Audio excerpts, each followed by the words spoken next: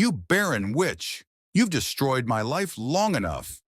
Those were the last words I heard before my husband's hands slammed into my chest, and I felt myself flying backward through our bedroom window.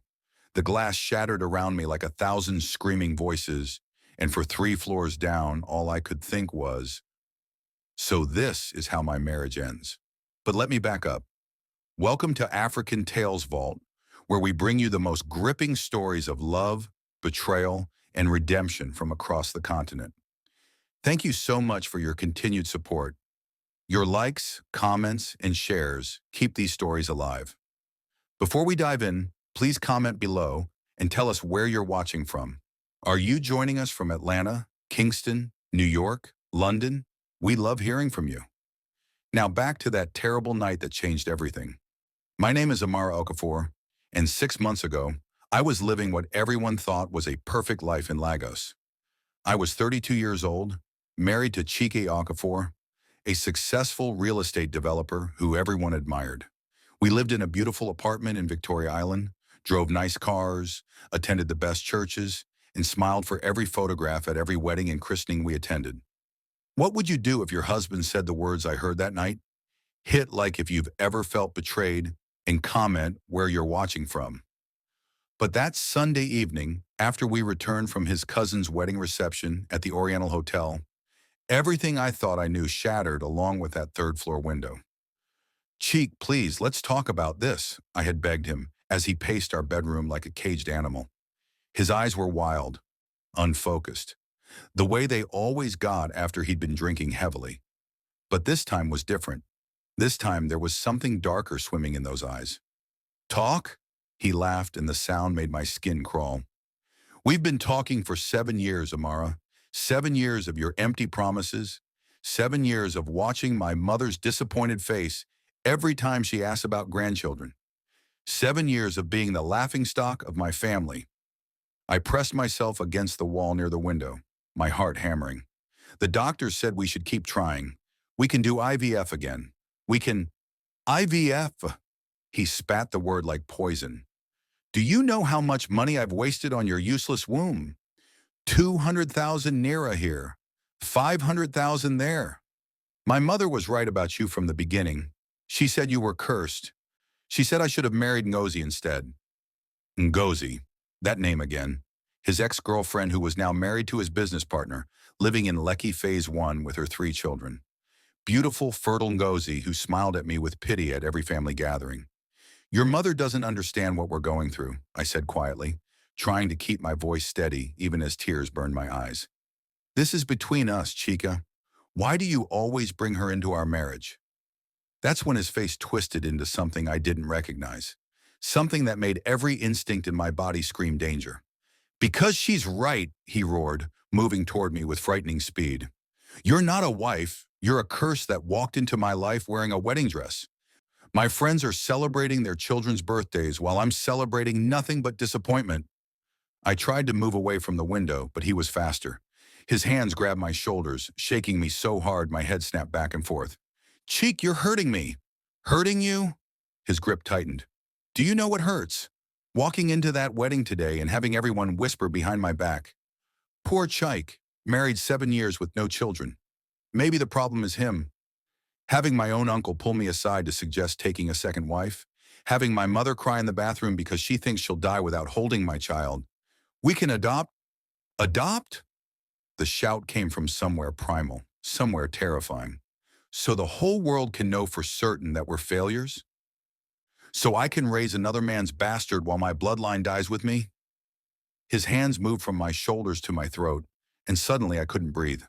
I clawed at his fingers, gasping, my eyes wide with terror as I stared into the face of the man I'd loved since I was 25 years old. "Cheek, please." I choked out the words. For a moment, just one brief, blessed moment, his grip loosened. His eyes cleared slightly, and I thought maybe, just maybe, the man I married was still in there somewhere. But then his phone buzzed in his pocket. He released one hand to check it, and I saw his face change again. Saw whatever message he'd received transform him back into that stranger with murder in his eyes. "She just texted me," he said, his voice dropping to something cold and flat. She's waiting for my answer. Who? I gasped, still trying to breathe properly. Who's waiting? Someone who can give me what you never could, he said. And then he smiled. Actually smiled. And that's when I knew I was in real danger. Someone who's already 4 months pregnant with my son. The world stopped spinning. My legs went weak. What? You heard me, you barren witch. While you were sleeping in our bed every night, I was building the family you could never give me. And now she wants me to choose. So I'm choosing. Everything happened so fast after that. His hands moved back to my chest. He shoved hard, so hard my feet left the ground. I felt myself stumbling backward, my arms windmilling frantically as I tried to grab onto something, anything. But there was nothing but air, and that open window we'd opened earlier to let in the cool evening breeze from the lagoon. My back hit the window frame. The glass exploded around me, and then I was falling through the Lagos night, past our neighbor's window on the second floor, where I could see Mrs. Adiemi ironing clothes, past the first floor, where the security lights illuminated Mr. Ibrahim's small garden. 3 stories down felt like flying through eternity. I heard my own scream mixing with the crash of garbage bins breaking my fall, felt bones cracking like dry branches, tasted blood flooding my mouth, saw stars exploding in my vision as my head hit concrete. And the last thing I saw before darkness swallowed me was Cheek's face appearing in that broken window above, looking down at me without a trace of remorse. Just satisfaction. Don't forget to like, subscribe, and turn on notifications for more gripping stories like this. What do you think happens next? Can Amara survive? Should she expose Chike? Comment below. I woke up to the sound of machines beeping and my mother screaming at someone in Igbo. You will tell me what happened to my daughter. You will tell me now or I will burn down your entire family compound. Every part of my body felt like it was on fire. I tried to move my head and immediately regretted it as pain shot through my skull like lightning. Through my swollen eyes, I could barely see the white ceiling of what I assumed was a hospital room. Mama! The word came out as barely a whisper, my throat raw and damaged. Instantly, my mother's face appeared above me, her beautiful dark skin creased with worry, her eyes red from crying. Behind her, I could see my younger sister, Chioma, tears streaming down her face. Amara! Oh, my daughter! My precious daughter! Mama grabbed my hand gently, careful not to hurt me. Who did this to you? Tell me who pushed you from that window.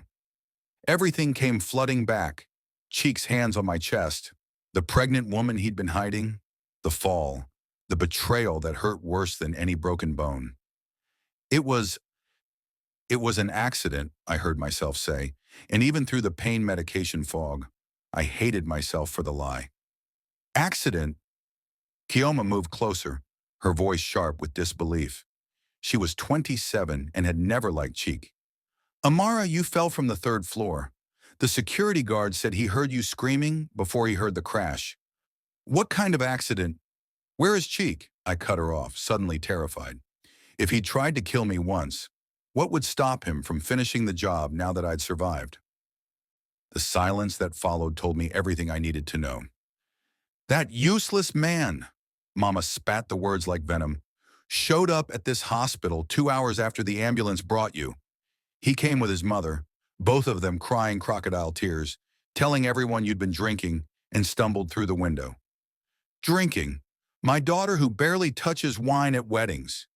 He's lying, I whispered, tears sliding down my temples into my hair. Mama, he's lying about everything. We know, baby. Chioma sat carefully on the edge of my bed. The police want to talk to you. They've been waiting outside. Mrs. Adiemi from the 2nd floor told them she heard arguing. Loud arguing. She said she heard Chike shouting terrible things. My heart raced, making the monitors beep faster. A nurse appeared in the doorway, frowning at the commotion. The patient needs rest, she said firmly. Her injuries are severe. 3 broken ribs, fractured left arm, severe concussion, internal bleeding that we had to operate on. She's lucky to be alive. Lucky. That was one word for it. What about my legs? I asked suddenly, remembering the sickening crack I'd heard when I hit the ground. Can I walk? The nurse's expression softened. With physical therapy, yes. Your right ankle is badly fractured, but the surgeons were able to repair it. You'll need months of rehabilitation, but you will walk again, Mrs. Okafor. Mrs. Okafor. That name felt like acid in my mouth now. After the nurse left, Mama pulled her chair closer and lowered her voice. Amara, listen to me carefully. That man and his family are telling everyone this was an accident. They're saying you were depressed about not having children, that you'd been acting strange.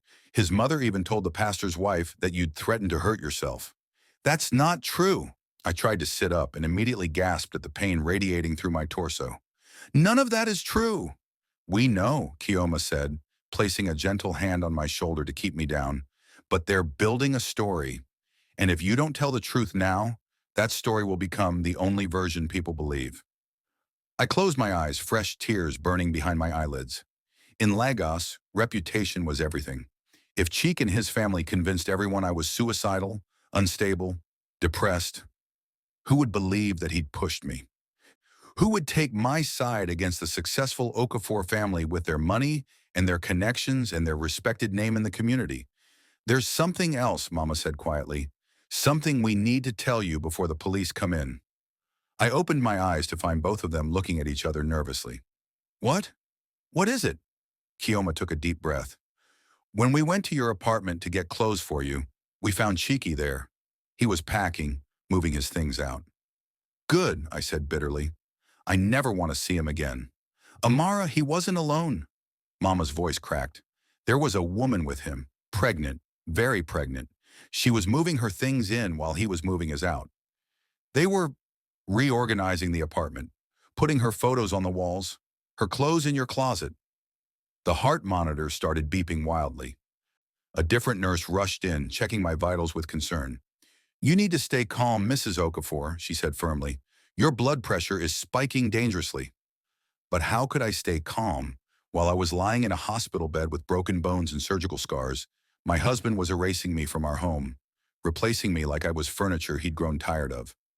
Who is she? I asked when the nurse finally left. Did you recognize her? Her name is Blessing, Kioma said, her voice tight with anger. She works at his office, his secretary. She's been working for him for 2 years. 2 years.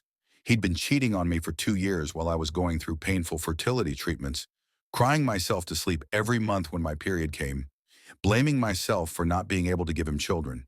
And all that time, he was building a family with someone else. She's having a boy, I whispered, remembering what Chike had said before he pushed me. He said she's pregnant with his son. Mama made a sound like a wounded animal. That boy will be born with a curse on his head. Mark my words. Any child conceived through such wickedness will never know peace. Before I could respond, there was a knock on the door. A police officer stepped in, a woman in her 40s with kind eyes and a no-nonsense expression. Mrs. Okafor, I'm Inspector Nkechi Okoli. I need to ask you some questions about what happened on Sunday evening. She pulled out a small notebook. Your neighbor, Mrs. Adeyemi, reported hearing an altercation. She said she heard your husband shouting about infidelity and children. She said she heard you crying and begging. And then she heard the sound of breaking glass. This was it, the moment where I had to decide, tell the truth and face whatever came next, or protect the man who tried to kill me and let him walk away unpunished. I thought about Blessing, pregnant and smiling as she hung her pictures on my walls. I thought about Chike's hands on my chest, pushing me toward death without hesitation. I thought about his mother spreading lies about my mental state, destroying my reputation to save her son.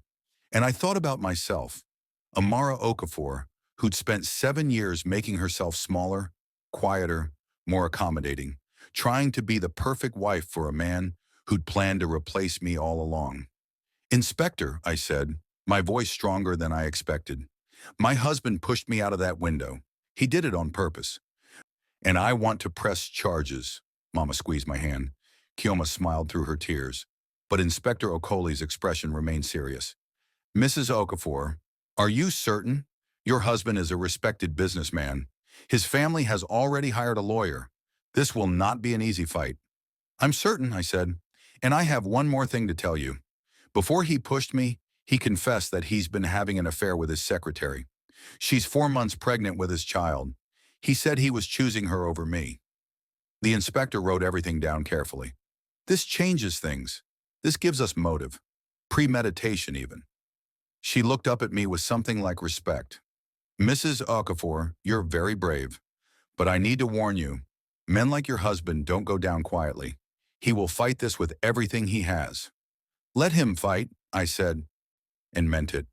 I survived a 3-story fall. I can survive whatever comes next. After Inspector Okoli left to file her report, Kioma's phone buzzed. She looked at the screen and her face went pale. What? I asked. What is it? She turned the phone toward me. It was a post on Instagram from Chike's account, a photo of him standing with his arm around Blessing's pregnant belly, both of them smiling at the camera. The caption read, "Sometimes God closes one door to open another. Grateful for new beginnings and the family I've always prayed for. To blessed Shantisharnar, new chapter. Chakrisha, God is faithful." The comments were already flooding in. Congratulations. So happy for you. God's timing is perfect. She's beautiful. You deserve this happiness. Not a single person asking about his wife lying in a hospital bed. Not a single person questioning why he was announcing a pregnancy while still married. That's when I understood the full scope of what Chike was doing. He wasn't just trying to kill me and move on. He was rewriting our entire story, making himself the victim, the long-suffering husband who'd finally found happiness after years of disappointment. And unless I fought back, that's a story everyone would believe. Kioma, I said quietly, hand me your phone. I need to make a call. To who? I smiled even though it hurt my split lip. To a lawyer, the best divorce lawyer in Lagos. Because if Chike wants a war, I'm going to give him one he'll never forget. Don't forget to like, subscribe, and turn on notifications for more gripping stories like this. Do you think Amara can win against Chike's powerful family? What would you do in her situation? Comment below. The lawyer's name was Adayers Nwankwo, and she had a reputation for destroying cheating husbands in court. She walked into my hospital room 3 days after I'd made that call, wearing a perfectly tailored navy suit and carrying a briefcase that probably cost more than my monthly salary used to be. Everything about her screamed power, from her sleek natural hair to her confident stride to the way she assessed me with sharp, intelligent eyes. Mrs. Okafor, she said, extending her hand carefully, mindful of my injuries. I've reviewed the police report. I've looked into your husband's financials. And I've done some digging into this secretary of his. She pulled out a chair and sat down, opening her briefcase. What I found is very, very interesting. My mother and Chioma leaned in, listening intently. Blessing Adekunle, age 26, has been working at Okafor Properties for exactly 2 years and 3 months. Adais began, pulling out documents. In that time, her salary has increased by 300%. She's been given a company car, a brand new Honda Accord. And 6 months ago, your husband purchased a 3-bedroom apartment in Ikeja under an LLC that, with some investigation, traces back to him as the sole owner. Want to guess who's listed as the tenant? Blessing, I said flatly. Correct. Rent-free, of course. It does spread out more papers on the small hospital table. But here's where it gets interesting. Your husband owns Okafor Properties jointly with his business partner, Richard Okoro. According to the company's financial records, which I obtained through some very legal but creative means, Chike has been siphoning money from the business for the past 18 months. Small amounts at first, then larger ones. We're talking about nearly 15 million naira that's unaccounted for, my mother gasped. 15 million? Give or take, Adais confirmed. I believe he's been setting up his new life with Miss Adekunle for quite some time. The apartment, the car, expensive gifts. I have credit card statements showing purchases at baby boutiques, jewelry stores, even a trip to Dubai that you, Mrs. Okafor, were not on. I felt sick. While I was suffering through hormone injections and painful procedures, convinced that our inability to have children was somehow my fault, Chike had been building an entirely separate life. Can we use this in court? Kioma asked. Absolutely. Adai's smile was sharp. But there's more. The business partner, Richard, he has no idea about the missing money. When Chike's affair becomes public, and when Richard discovers the embezzlement, Okafor Properties will likely dissolve. Richard will sue. Your husband will lose everything. Good, I said viciously. He deserves to lose everything. Adai studied me for a moment. Mrs. Okafor, I need to ask you something important. What do you want from this divorce? Because I can get you a lot, half his assets, alimony, compensation for emotional distress, and attempted murder. But I need to know what justice looks like to you. I'd been thinking about that question for 3 days, lying in that hospital bed, enduring painful physical therapy sessions, watching the nurses look at me with pity. I'd had plenty of time to think about what I wanted. I want him exposed, I said slowly. I want everyone who's congratulating him on Instagram to know the truth. I want his mother who called me barren to watch her son's empire crumble. I want Blessing to understand exactly what kind of man she's tied herself to. And I want every naira he stole from our marriage. That's what I like to hear, Adazi said approvingly. Now, the attempted murder charge is moving forward. The police have Mrs. Adeyemi's statement, and they found your DNA and blood on the window frame in a pattern consistent with someone being pushed, not falling. But Cheek's lawyer will argue it was an accident during a heated argument. We need more. What kind of more? Mama asked suspiciously. Evidence of premeditation. Proof that he wanted you gone. Adais turned to me. Did he ever threaten you before? Were there other incidents of violence? Did he ever say anything about life insurance? My blood ran cold. Life insurance? Oh my God! What? Kioma grabbed my good hand. What about life insurance? 6 months ago, I said slowly, my mind racing, Cheek insisted we update our wills and take out life insurance policies. He said it was responsible, that we needed to protect each other. He made such a big deal about it, took me to his lawyer's office personally. I remember thinking it was sweet, how concerned he was about our future. Adais was already typing on her phone. How much was the policy? 20 million naira, each of us. I'm his beneficiary, he's mine. The lawyer's eyes gleamed. Mrs. Okafor, if I can prove he took out that policy knowing he was planning to kill you, we move from attempted murder to premeditated attempted murder. That's a much more serious charge. That could mean 20 years in prison instead of 5. 20 years. The thought should have scared me. Instead, I felt a grim satisfaction settling into my bones. There's something else, I said quietly. The night he pushed me, before it happened, he got a text message. He said she's waiting for my answer and that he had to choose. What if Blessing knew? What if she was pressuring him to get rid of me? Conspiracy, Adais breathed. Oh, this keeps getting better.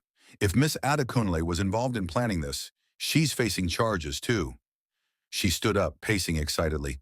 I need you to do something for me, Mrs. Okafor. I need you to remember everything from that night. Every word he said, every detail, every text message or phone call. Write it all down. And I need you to think back over the past few months. Were there any other strange incidents? Times when you felt unsafe? Things that seemed like accidents, but maybe weren't? I closed my eyes thinking back. And suddenly memories started clicking into place like puzzle pieces. The brakes on my car, I said suddenly. 3 months ago, my brakes failed while I was driving to visit my mother in Surulere. I nearly crashed into a Danfo bus. The mechanic said it looked like the brake line had been cut, but Cheek laughed it off, said the mechanic was trying to scam us. He bought me a new car the next week. What else? Adais was writing furiously. I got food poisoning twice in the past 4 months. Both times after eating meals Chike had prepared for me. He said he was trying to be more helpful around the house, that he wanted to cook for me. I thought it was romantic. Kioma made a strangled sound. Amara, he was trying to kill you. Multiple times. The window, Mama added, her voice shaking. That window you fell through. Wasn't it closed when you left for the wedding? I stared at her. Yes. Yes, it was closed. I remember because I complained about how hot the room was, and Cheek said we'd open it when we got back. But when we got back, I trailed off, realization dawning. It was already open, wide open, like someone had opened it earlier. Planning to push you through it, Adais finished. This wasn't a crime of passion, Mrs. Okafor. This was calculated, premeditated. He tried other methods, and when they didn't work, he went with the most direct approach. The room fell silent as we all processed what this meant. Cheek hadn't pushed me in a moment of anger. He'd been planning to murder me for months, trying different methods, waiting for the right opportunity. And Blessing had been waiting for her answer, waiting for him to choose her by eliminating me. I want them both prosecuted, I said firmly. Cheek and Blessing, I want everyone to know what they did. Adaz smiled. Then that's exactly what we'll do. But Mrs. Okafor, you need to prepare yourself. When we go public with these allegations, the backlash will be intense. Cheek's family will fight dirty. They'll drag your name through the mud, say horrible things about you, try to paint you as a liar or a woman scorned. Can you handle that?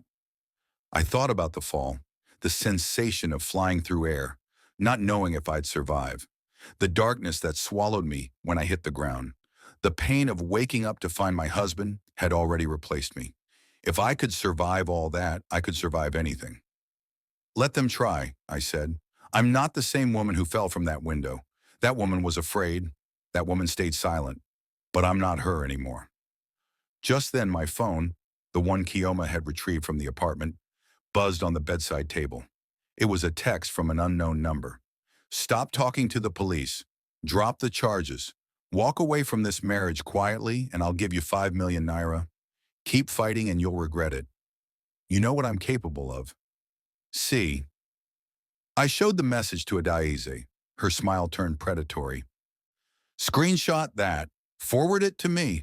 That's witness intimidation and a direct threat. Your husband just made the biggest mistake of his life. She gathered her papers, snapping her briefcase shut. Mrs. Okafor, by the time I'm done with Chike Okafor, he'll wish he'd died in that fall instead of you. After she left, promising to file an expanded criminal complaint and start divorce proceedings immediately, I lay back against my pillows, exhausted but energized. Amara, Mama said softly, are you sure about this? Once you start this fight, there's no going back. The Okafor family is powerful. They have connections everywhere. I'm sure, Mama. I looked at her, then at Kioma. For 7 years, I made myself small for that man. I apologized for my body not working the way he wanted. I endured his mother's insults and his family's pity. I blame myself for his unhappiness. But he was unhappy because he's a monster, not because I failed him. And monsters need to be exposed. Kioma squeezed my hand. So what's the plan? I thought about Cheek's Instagram post, his smiling face next to Blessing's pregnant belly. All those congratulatory comments from people who had no idea what he'd done. The plan, I said slowly, is to tell my story. The real story, not the one he's selling. And I know exactly how to do it. I reached for Kioma's phone and opened the recording app. What are you doing? She asked. Making a video, I said. One that's going to go viral. One that's going to show everyone in Lagos exactly who Chike Okafor really is. And then I'm going to post it everywhere. Instagram, Facebook, Twitter, YouTube, everywhere. Amara, are you sure? Mama looked worried. Once it's out there, he can't control the narrative anymore. I interrupted. He can't make me disappear or silence me. Everyone will know the truth. I pressed record and looked directly into the camera. Despite my swollen face and the hospital gown and the bandages, I'd never felt more powerful. My name is Amara Okafor, I began, and 10 days ago, my husband pushed me out of a third-story window because I couldn't give him children. This is my story. What would you do if you were in Amara's position? Would you go public or handle it quietly? Hit that like button if you're Team Amara, and don't forget to subscribe for the next chapter. Comment below with your thoughts. The video went viral in less than 24 hours. I watched from my hospital bed as the view count climbed. 10,000, 50,000, 200,000. My phone wouldn't stop buzzing with messages, shares, comments from strangers telling me I was brave, that they believed me, that they'd been through similar situations. But it was the other messages that cut deeper.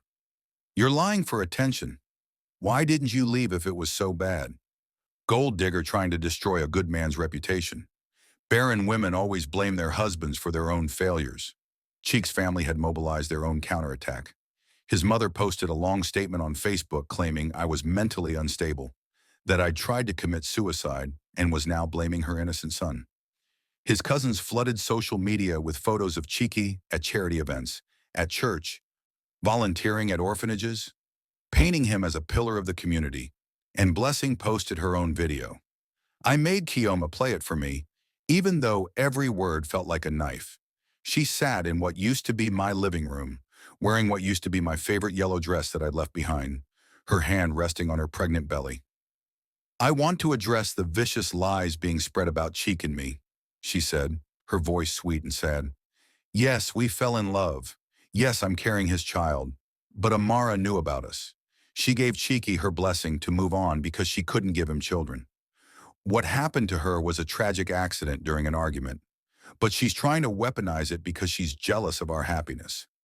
That lying witch, Kioma hissed, pausing the video. She's acting like she's the victim, but I was learning something important about social media warfare. The truth doesn't always win. Whoever tells the most compelling story wins. And right now, Blessing's story of the sweet young woman who fell in love with an unhappy man, trapped in a childless marriage, was resonating with certain people. The police investigation continued, but Adai's warned me it was moving slowly. Cheek's lawyer's good. They're claiming everything is circumstantial. The text message could mean anything.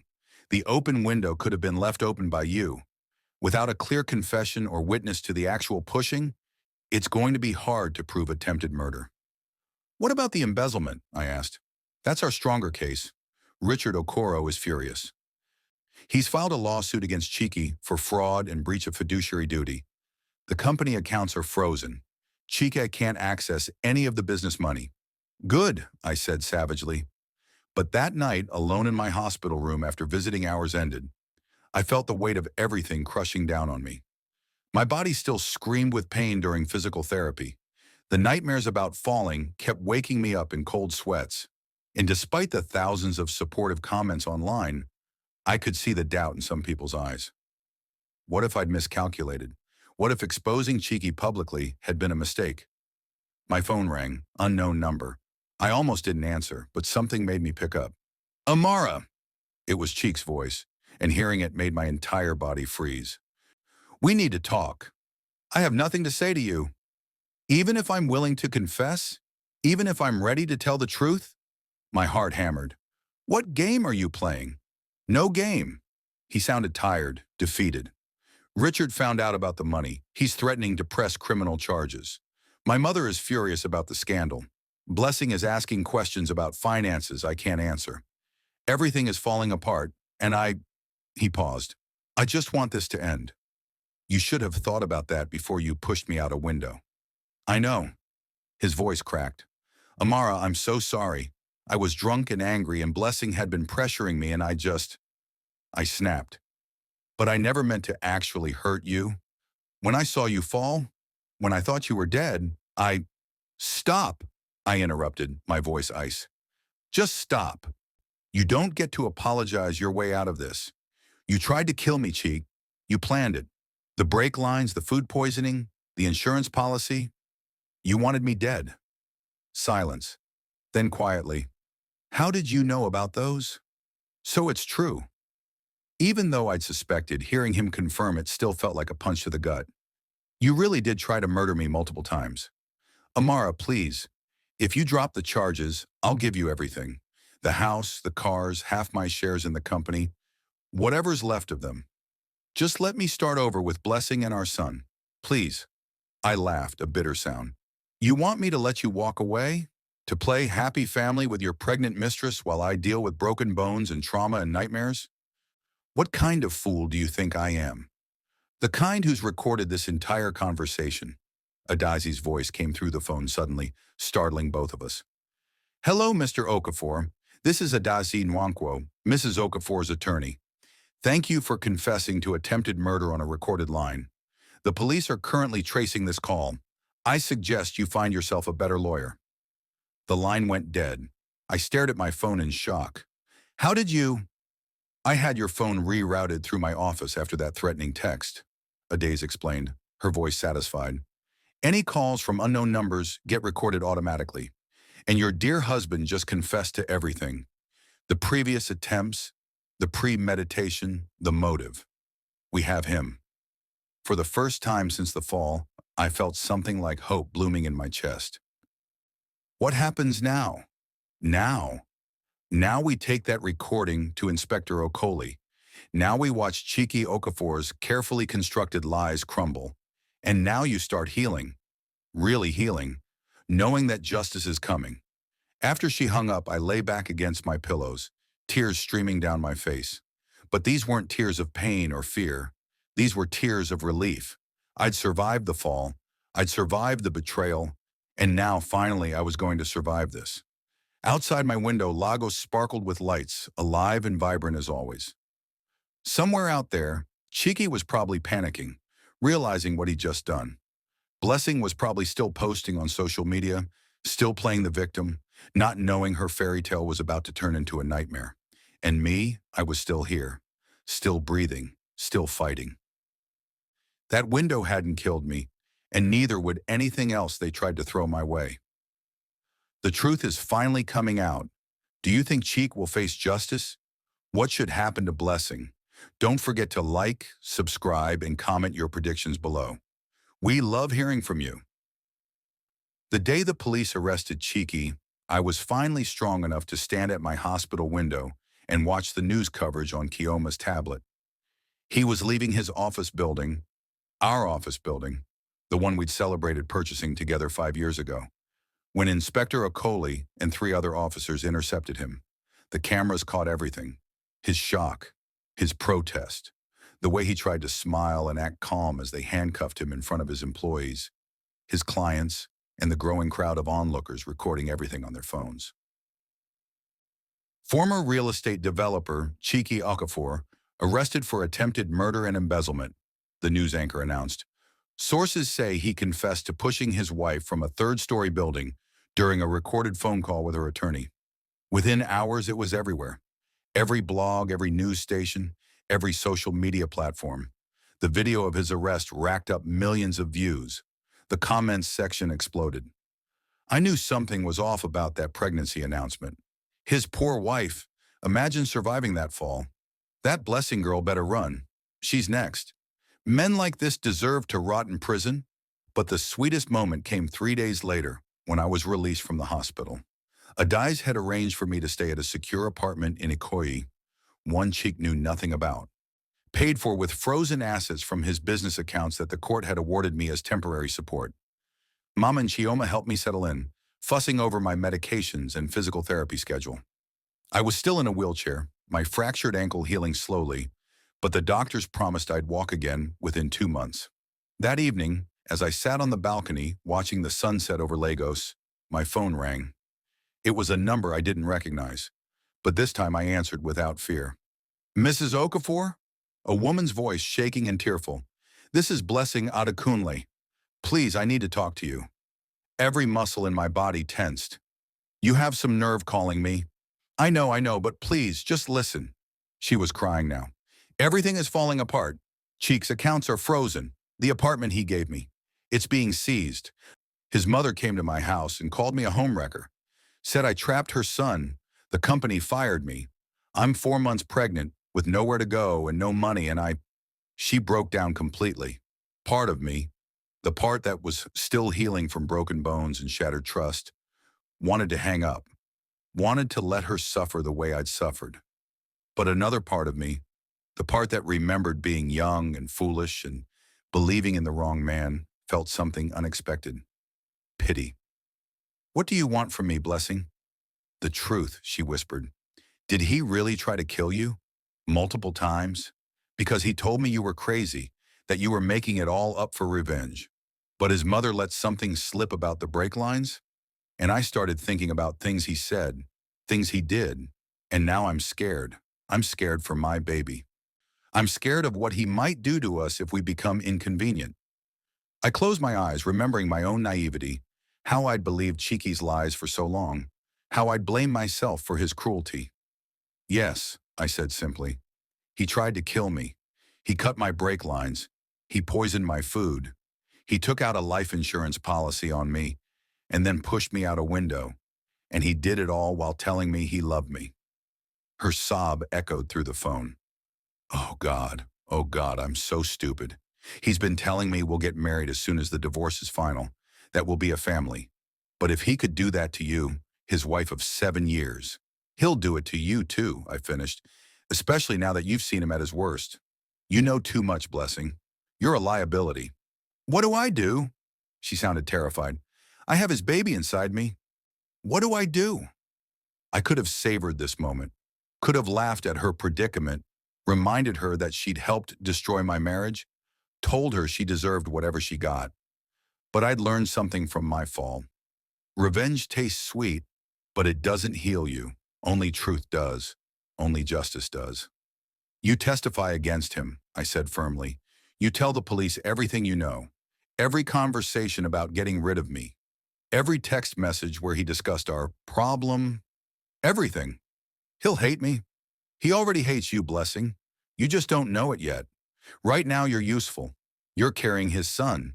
But once that baby is born, once the novelty wears off, once you become another mouth to feed and another woman making demands, I let the implication hang. Save yourself. Save your baby. Tell the truth. Will you? Will you help me? I know I don't deserve it, but I'll have my lawyer contact you, I interrupted. She'll arrange for you to give a statement. But Blessing, don't mistake this for forgiveness. I'm not helping you because I like you. I'm helping you because putting Chike away for 20 years is worth swallowing my pride. After she hung up, Chioma came out to the balcony. Was that who I think it was? Yes. And you're helping her? After everything? I looked at my sister, at her outraged expression, and smiled despite the pain in my ribs. I'm not helping her, Chioma. I'm helping me. Every piece of evidence against Chike is another nail in his coffin. And Blessing? She knows things we don't. Things that will bury him. You've changed, Chioma said softly. The old Amara would never have been this calculating. The old Amara died in that fall, I replied. This Amara knows that survival isn't just about living. It's about making sure the person who tried to kill you never gets the chance to try again. That night, as I lay in my new bed in my new apartment, in my new life, I thought about the woman I used to be, the one who apologized for existing, the one who shrank herself to fit into Chike's expectations. That woman was gone, and in her place was someone stronger, someone who'd looked death in the face and refused to blink. Tomorrow, Blessing would give her statement. Tomorrow, the prosecutor would add conspiracy charges to Chike's case. Tomorrow, his mother would probably post something venomous on social media. But I'd survived worse than gossip. I'd survived falling 3 stories. I'd survived attempted murder. I could survive anything. Amara is turning her pain into power. What do you think will happen when Chike finds out Blessing is testifying against him? Hit like and subscribe for Chapter 6. Drop a comment. Are you Team Amara all the way? 6 months later, I walked into the Lagos High Court without a wheelchair, without crutches, without any visible sign of the fall that should have killed me. My physical therapist had called my recovery miraculous. I called it determination. Every painful step, every exercise that made me want to scream, every night I woke up from nightmares about falling, I'd push through all of it because I refused to let Chike Okafor take anything else from me. The courtroom was packed. News cameras lined the walls. I could see Chike's mother in the front row, her face twisted with hatred as she glared at me. Behind her sat what remained of his family, the cousins who defended him online, now silent and grim-faced. On the other side sat my family, Mama, Chioma, my aunties, even some old friends who'd reached out after seeing my video. And in the back, trying to hide behind sunglasses and a headscarf, sat Blessing. 7 months pregnant now, about to give birth to a son whose father would likely spend the next 20 years in prison. She testified 2 months ago, and her statement had been devastating. Text messages where Chike discussed handling the Amara problem. Voice notes where he calculated life insurance payouts. Photos of them celebrating in Dubai while I was undergoing another failed IVF treatment. And most damning, a recording she'd made of him drunkenly confessing that he'd meant to kill me, that the fall should have finished me, that my survival had ruined everything. Chike was led into the courtroom in handcuffs, wearing a prison uniform that hung loosely on his frame. 6 months of detention had aged him. His hair was graying, His eyes were hollow. When he saw me, something flickered across his face. Regret, maybe, or just fear of what was coming. The judge, Justice Adebayo, was a woman in her 60s with steel gray hair and an expression that tolerated no nonsense. She'd heard 3 weeks of testimony, seen all the evidence, listened to expert witnesses explain the physics of my fall and how impossible it was that I'd simply stumbled through that window. "Will the defendant please rise?" she commanded. Chike stood, flanked by guards. "Mr. Chike Okafor, you have been tried on charges of attempted murder, aggravated assault, embezzlement, fraud, and conspiracy. This court has reviewed extensive evidence, including witness testimony, forensic analysis, recorded confessions, and documentary proof of your actions." Justice Adebayo paused, looking at him with undisguised disgust. "I have presided over many cases in my career, but rarely have I seen such calculated cruelty toward a spouse." Cheek's mother started crying loudly. The judge ignored her. "The evidence shows you systematically tried to murder your wife, tampering with her vehicle, poisoning her food, and ultimately pushing her from a third-story window. You did this while embezzling millions from your business partner to finance a secret life with your mistress. You showed no remorse, only anger that Mrs. Okafor survived to expose you." I watched Cheek's face crumble, watched him finally understand that his charm, his connections, his family's money, none of it could save him now. "On the charge of attempted murder, I find you guilty. On the charges of embezzlement and fraud, guilty. On the charge of conspiracy, guilty." Justice Adebayo's voice rang through the courtroom. "I hereby sentence you to 23 years imprisonment without possibility of parole for 8 years. Additionally, you are ordered to pay Mrs. Amara Okafor 15 million naira in damages for medical expenses, pain and suffering, and emotional distress." The courtroom exploded. Cheek's mother screamed. His family shouted about appeals and injustice. The news reporters surged forward with cameras, but I sat perfectly still, letting the moment wash over me. 23 years. He'd be 56 when he got out, if he survived prison. His son would be a grown man who'd grown up knowing his father was a convicted attempted murderer. As the guards led Chike away, he looked back at me one last time. Our eyes met across the courtroom, and I saw him mouth 2 words: "I'm sorry."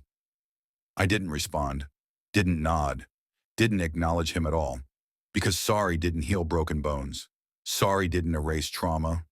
Sorry didn't give me back 7 years of my life or the babies I'd blame myself for not having. Sorry was just a word, and words from Chike Okafor had never meant anything. Outside the courthouse, reporters surrounded me with microphones and cameras. "Mrs. Okafor, how do you feel about the verdict? What's next for you? Do you forgive your ex-husband?" Ade stepped forward to field questions, but I touched her arm. "Let me."